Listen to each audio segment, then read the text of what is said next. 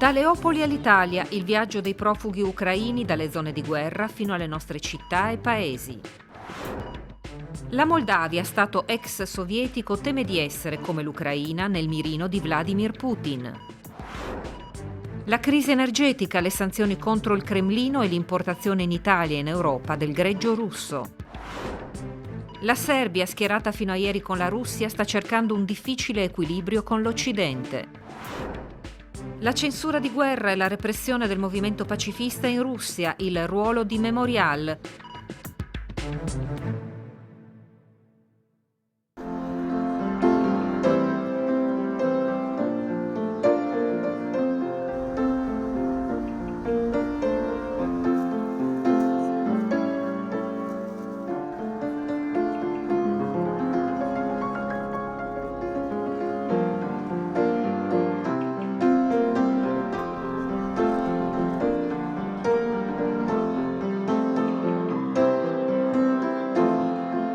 Le note di un pianoforte donate a chi ha nelle orecchie il fragore dei bombardamenti, l'offerta di cibo, vestiti e una destinazione da raggiungere per tendere una mano a chi inspiegabilmente si è ritrovato senza la sua casa da un giorno all'altro. E poi il pullman che non si ferma mai. Dal 24 febbraio continua a fare su e giù ininterrottamente da Bari a Leopoli per trasportare cibo e vestiti.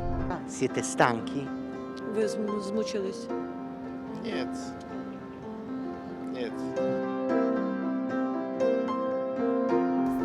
Non solo il frastuono delle bombe, c'è un'altra colonna sonora per accompagnare quel che sta accadendo e incredibilmente parla di un mondo stupendo, nonostante la guerra. Per scoprirlo è bastato il pianoforte donato dagli alunni del liceo musicale di Leopoli, chiamati a questo gesto di generosità da una professoressa, e poi le tonnellate di aiuti raccolti nelle città italiane per le associazioni italo-ucraine e le donazioni per le organizzazioni internazionali come la Croce Rossa. Quello del pullman che non si ferma mai, insomma, è solo uno dei tanti esempi. Da una settimana non stop, partenza, arrivo e di nuovo in viaggio. All'andata a bordo solo i pacchi con gli aiuti, al ritorno viaggia chi è costretto a fuggire, ma c'è già chi torna indietro, mogli, mamme, figlie. Che stai tornando in Ucraina? Voglio prendere mio nipotino. Чи mia famiglia, c'è mia mamma, c'è mio figlio, c'è mia nora. I don't afraid. Non ho paura. Ero scappato in Italia dove vive mia madre. Sono riuscita a resistere pochi giorni. Torno. La mia terra chiama. Vuole essere libera. Free our Лишила дітей country. своїх, діти мають бути. Lei, in Ucraina, dirige una scuola, è arrivata in Italia per lasciare i figli al fratello e torna dal marito. Con che spirito viaggio? L'Ucraina non voleva la guerra.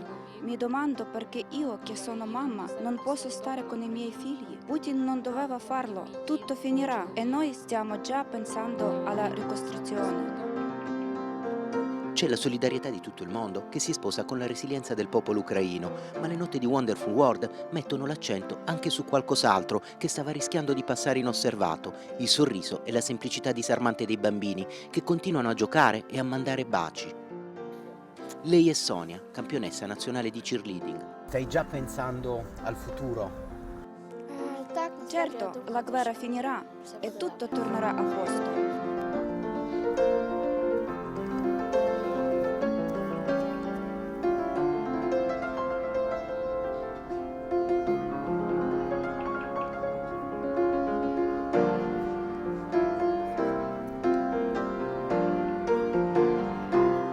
Saluta tutta Italia. La Moldavia tiene il fiato sospeso, il flusso di profughi dall'Ucraina non si ferma, è il paese con il maggior numero di rifugiati per abitante, ma sono l'eredità sovietica e l'ombra fosca dell'imperialismo di Putin a far paura. Qui non lo dice nessuno chiaramente, ma il timore di un allargamento del conflitto è concreto. La spina nel fianco, lo ricorda subito il presidente del Parlamento moldavo Igor Grosu, e la regione separatista della Transnistria. La situazione è decisamente seria, stiamo monitorando attentamente quello che succede in Ucraina, soprattutto nelle regioni meridionali e ai nostri confini, ma stiamo seguendo minuto per minuto anche la situazione nella nostra regione orientale della Transnistria, dove ci sono a distanza le truppe russe. Al momento non ci sono indicazioni di un pericolo imminente, non ci risulta che le forze paramilitari si siano attivate. La recente visita del segretario di Stato americano Blinken, ricevuto dalla presidente Maia Sandu, ha avuto proprio lo scopo di rassicurare il piccolo paese di lingua romena che guarda all'Occidente. Tutti, dice Grosu, esponente del PAS, il Partito Europeista d'Azione e Solidarietà fondato dalla Presidente, si rendono conto della delicata posizione della Moldavia. Stiamo innanzitutto cercando di restare calmi e di restare in contatto con i nostri cittadini che vivono dall'altra parte, in Transnistria. Le nostre autorità sono in contatto con le cosiddette autorità locali, siamo molto cauti e anche la società comprende bene il pericolo di questa guerra. Notiamo che anche le cosiddette autorità della Transnistria sono determinate a mantenere un comportamento molto attento. La paura è insomma che un pretesto, un incidente sul confine possa fare da scintilla e far detonare un conflitto anche qui. E anche per questo che ci fanno notare entrando nella piccola enclave, le guardie di frontiera transnistriane non sono armate, ma questa calma, congelata da 30 anni, appare ora fragile. Le truppe russe di stanza in Transnistria, almeno 1500 uomini, forse di più, sono in stato di allerta. I diversi checkpoint dal confine di fatto fino alla cosiddetta capitale Tiraspol sono camuffati sotto teli mimetici, ma la grande caserma dell'armata russa è lì, all'ingresso della città, con i suoi simboli, ben in vista. Del resto, Odessa, uno degli obiettivi principali di Putin in Ucraina, è a meno di 90 km da qui. I piani del Cremlino potrebbero molto realisticamente impiegare i soldati della 14ª armata di stanza a Tiraspol per una manovra a tenaglia. Piani che sembra aver rivelato proprio pochi giorni fa al mondo intero l'autocrate bielorusso Lukashenko durante un briefing con i suoi generali. Ma la guerra in Transnistria non è solo un rischio attuale, è anche un ricordo recente nella memoria di molti transnistriani. Davanti alla Casa della Cultura, le lapidi con i volti e i nomi dei morti, il conflitto del 1992 che costò 1 migliaio di vite tra militari e civili e decretò l'indipendenza de facto di questo Stato non riconosciuto dalla comunità internazionale. Tra chi lo ricorda bene c'è Marinka. Non vogliamo questa guerra. L'Ucraina è un paese amico, molte famiglie hanno parenti da una parte e dall'altra del confine con la Transnistria. È una situazione orribile per tutti i paesi vicini, anche per noi, anche per la Transnistria. Marinka cura un mini museo all'interno della Casa della Cultura, ci mostra le foto di quei giorni, il generale russo Lebed, dell'ex presidente padrone della Transnistria Igor Smirnov. Tra i cimeli, Marinka ha appeso anche la divisa del marito che in quella guerra ha combattuto. Oggi non ho paura come nel 1992. Allora per noi è stato tremendo, molto più pauroso. Ora ci dispiace per gli ucraini che devono scappare, ma per noi la ragione non sta solo da una parte. Ci dispiace per l'Ucraina, ma ci dispiace anche per la nostra Russia. Noi tifiamo per la Russia. Putin ha preso la decisione giusta a fare questa guerra. Что Путин правильно сделал, мне кажется, этот выбор, что он решил. La Transnistria vive in uno stato di isolamento, la Moldavia, così vicina ma così lontana. La gente qui guarda solo i canali russi e imbevuta di propaganda russa, un elemento in più che rende questa terra osservata speciale.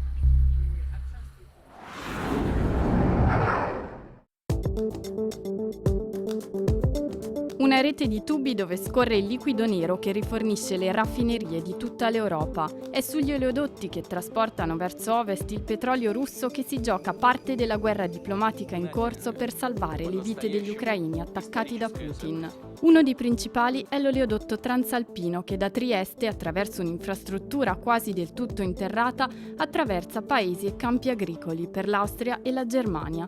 Soddisfa tutto il fabbisogno della Baviera e del Baden-Württemberg, il 90% di quello dell'Austria, la metà di quello della Repubblica Ceca. Gestito dal gruppo TAL, di cui per il tratto italiano è parte la SIOT, riceve il greggio dalle petroliere che arrivano al porto di Trieste da tutto il mondo. Sulle 37 milioni di tonnellate di greggio che l'oleodotto ha mosso nel 2021, 3 milioni venivano dalla Russia, circa l'8% del totale. Una quantità che, se anche l'Unione Europea decidesse di seguire gli Stati Uniti e bloccare le importazioni russe, SIOT potrebbe sostituire senza difficoltà con greggio in arrivo dal Medio Oriente o dal Nord Africa. I mercati dei greggi sono veramente mercati globali, quindi la velocità di reazione dei trader e delle oil companies è rapidissima. Sono già stati avviati tutti i meccanismi e tutte le scelte per evitare di avere greggi russi già da inizio conflitto, perché il rischio di sanzioni era un rischio materiale, un rischio altamente probabile. Sanzioni anche europee alla Russia che implicassero il blocco totale dei suoi porti avrebbero conseguenze più pesanti per l'oleodotto transalpino. Dai porti del Mar Nero, quello di Novorossiysk in particolare, arriva molto prodotto kazako e azero, che costituisce quasi il 40% del petrolio trasportato da Siot. Il processo di sostituzione di questi greggi sarebbe più articolato. Nel frattempo si potrebbe fare ricorso alle riserve strategiche presenti in tutti i paesi dell'Unione Europea per 3 mesi di consumo. Conseguenze molto più gravi potrebbero però esserci per l'oleodotto Druzhba, che nella sua struttura nord si compone di 2 rami che servono le principali raffinerie dell'Europa centro-orientale. Un'interruzione di questa arteria petrolifera determinerebbe la cessazione delle attività di raffinazione in buona parte del comparto raffinazione della Polonia. Solamente Danzica potrebbe forse approvvigionarsi via mare. L'interruzione di attività di raffinazione in 2 delle 3 raffinerie servite, quindi quella di Schwedt e quella di Leuna in Germania dell'Est, un problema di approvvigionamento nelle raffinerie della Repubblica Ceca che sono rifornite anche attraverso il nostro pipeline, però non avrebbero più i rifornimenti di greggio attraverso il Druzhba, e l'impossibilità di rifornire la raffineria di Bratislava in Slovacchia. Per quanto riguarda invece il Druzhba Sud, avrebbe un impatto principalmente sulla raffineria di Százhalombatta in Ungheria. Tra i 35 e i 37 milioni di tonnellate annue di capacità di raffinazione sarebbero dunque indisponibili per un certo periodo di tempo, un'interruzione che avrebbe conseguenze gravi su raffinazione e prodotti finiti. Ora ci rendiamo conto di quanto la Germania sia dipendente dal petrolio e dal gas russi. Dobbiamo capire come invertire la rotta, almeno nel medio periodo. L'energia nucleare probabilmente tornerà a essere accettabile e il funzionamento delle centrali a carbone potrebbe essere ampliato. Il governo Scholz ha già annunciato la sospensione della decisione di chiudere definitivamente tutte le centrali nucleari.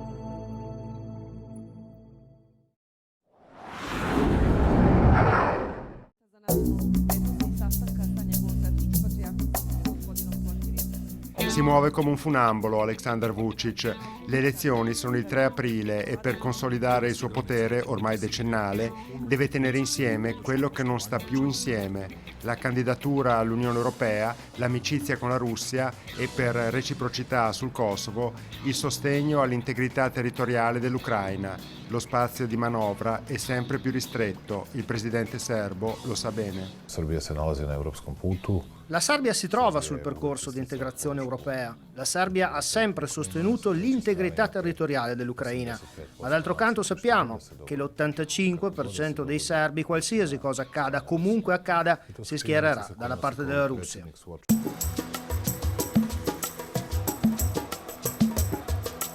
La destra nazionalista scende in piazza schierandosi con Mosca. Il discorso pubblico è inquinato dalla forza dei media prorussi. Il racconto della guerra è parziale, a tratti orwelliano.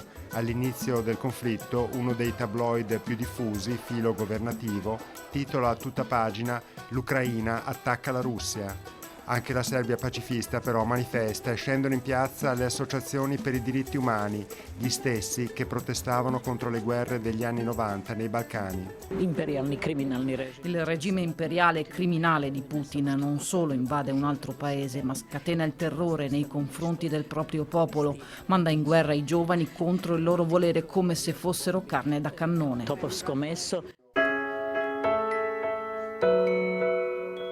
Secondo Philipp Schwarm, caporedattore di uno dei pochi media ancora indipendenti, il settimanale Vreme, l'atteggiamento dei serbi nei confronti della guerra in Ucraina è determinato dalla memoria dei bombardamenti NATO del 99. Questa memoria è forte, l'appoggio alla Russia viene spesso motivato ricordando che la Serbia è stata bombardata dalla NATO, però c'è un'altra parte dell'opinione pubblica che sostiene che proprio per quello che la Serbia ha subito nel 99, le sanzioni, i bombardamenti, la vita nei rifugi, i morti, l'appoggio della Serbia dovrebbe andare all'Ucraina, perché gli ucraini stanno soffrendo le stesse cose che hanno sofferto i serbi, perché quello che è successo nel 99 accade ora in Ucraina nel 2022. To se desilo u Srbiji 1999. To se sada dešava u Ukrajini 2022. Belgrado, che dipende interamente dal gas russo, rifiuta di aderire alle sanzioni, ma al tempo stesso vota la risoluzione ONU di condanna dell'aggressione russa. Un gioco che non potrà continuare a lungo per Dusan Veličković, giornalista e scrittore. Secondo lui la Serbia si trova di fronte a uno spartiacque epocale. La cosa che a Vučić più interessa sono le elezioni. Dichiara che la Serbia sostiene l'integrità territoriale dell'Ucraina, poi però dice che a causa del nostro grande e mitico amore per la Russia non parteciperemo alle sanzioni.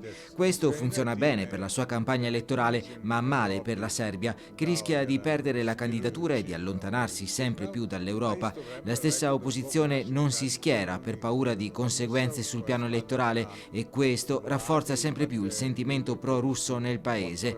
L'attuale nomenclatura del resto è per la stragrande maggioranza filorussa. Nomenclatura trenutna je u najvećoj meri proruska.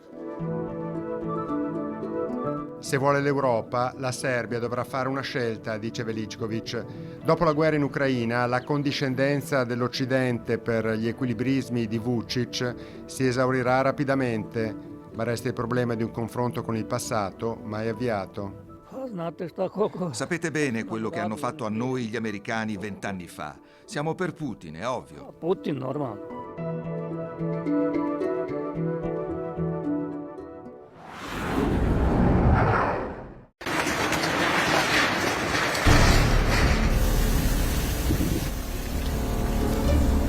In Ucraina la guerra di Vladimir Putin non si ferma, la resistenza è efficace.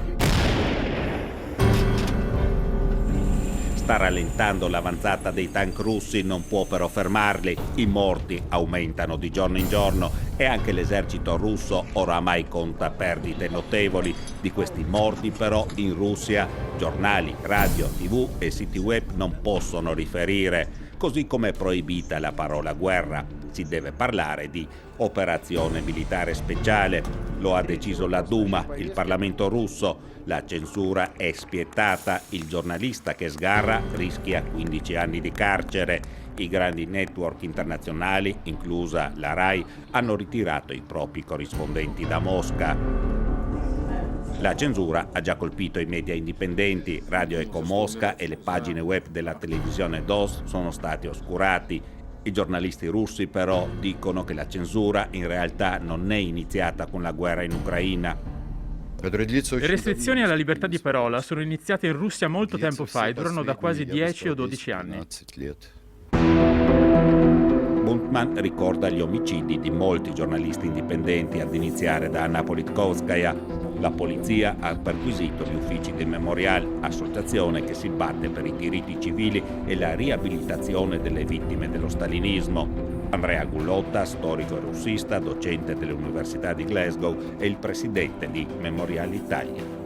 Memorial è sempre stata una voce indipendente nella Russia sin dalla sua nascita, sin da quando è stata creata, e negli anni purtroppo si è creata una continua tensione con lo Stato, questa tensione che è peggiorata notevolmente a partire dal 2012, quando c'è stata la legge sugli agenti stranieri, che ha peggiorato notevolmente la situazione, e negli ultimi tempi c'è stata poi un'accelerata improvvisa, quando dall'11 novembre c'è stata la richiesta di chiudere il Memorial Internazionale, che poi è stata effettivamente messa in atto nella sentenza del 28 dicembre e confermata il 28 febbraio. C'è stata poi questa perquisizione che segna evidentemente una volontà di chiudere completamente la bocca a Memorial Internazionale e anche al Centro per i diritti umani Memorial.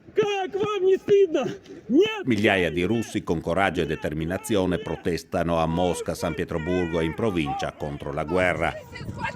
Migliaia di persone sono state arrestate, tra queste anche 2 attivisti storici di Memorial, il biologo Oleg Orlov, 70 anni, e Svetlana Ganushkina, matematica di 80 anni.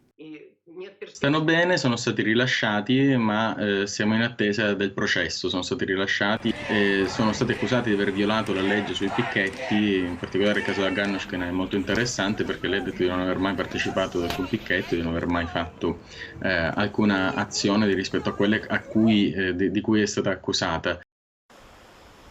Per manifestare contro la guerra a Mosca ci vuole coraggio. La stragrande maggioranza dei russi però approva l'aggressione all'Ucraina. In molte città ci sono state manifestazioni a favore della guerra di Putin. Ci sono diverse manifestazioni contrarie a questa guerra. Non è una situazione, secondo me, univoca ed è difficile pensare che questa sia una guerra di tutta la Russia contro l'Ucraina. È sicuramente una guerra di una parte di società che appoggia quest'idea imperialista di una Russia grande che riprende un territorio suo, ma non è la guerra di tutta la Russia. Ci sono tanti russi che sono contrari, che riconoscono che l'Ucraina è uno Stato indipendente, ha diritto alla sua autonomia e soprattutto sono inorridite da quelle che sono le azioni che sono in atto in questo momento. Uno dei simboli delle proteste pacifiste è Elena Ossipova, sopravvissuta all'assedio nazista di Leningrado. A San Pietroburgo protestava con un cartello dove c'era scritto: «Soldato, lascia cadere la tua arma e sarai un eroe». È stata arrestata.